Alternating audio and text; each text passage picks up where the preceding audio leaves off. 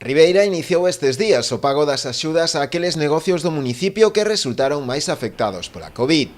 O concello foi ademais un dos primeiros municipios en Galicia en abrir unha liña de axudas na primeira vaga da pandemia. En total serán 117 as empresas que recibirán de inmediato estas axudas, con contías que en algún caso chega aos 2.500 euros. Estas axudas súmanse a unha nova convocatoria, o PEL reactiva da Deputación da Coruña, actualmente en fase de presentación de solicitudes, cun orzamento de preto dos 600.000 euros, destinados a persoas autónomas e microempresas. Podemos decir que o noso concello é cabeceira destas iniciativas en toda Galicia. Concellos con moita máis importancia que o noso non foron quen de poder sacar estas medidas e o Concello de Ribeira pois está sacándoas por segunda vez, non? Pero aparte deso se fixeron axudas novedosas, incrementando o que era axudas á escolarización, incrementando o que era a compra de ordenadores hasta 60.000 euros, incrementando as campañas de comercio, incrementando o que foi o Animarte Ribeira, co que tamén moitos comercios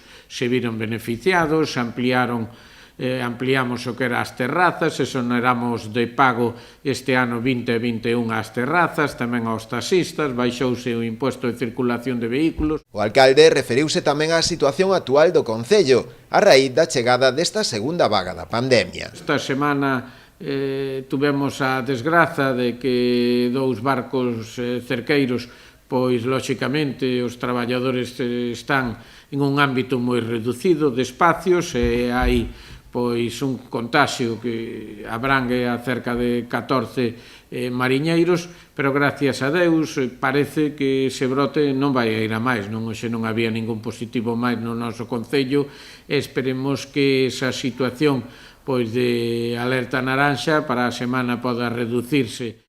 Aínda así, a pesar de que a situación no municipio é bastante tranquila, o alcalde apela á responsabilidade e á necesidade de non baixar a garda. O que lle pedimos á xente é responsabilidade. Non sirve de nada o que se faga se despois baixamos os brazos e, sobre todo, no ámbito que máis fácil é contaxiarse, é dicir, o ámbito familiar e o ámbito de amistades, o resto é moi difícil que un se contaxe en outros lugares, pero que a familia e cos amigos non só podemos contaxiar, senón ser contaxiados.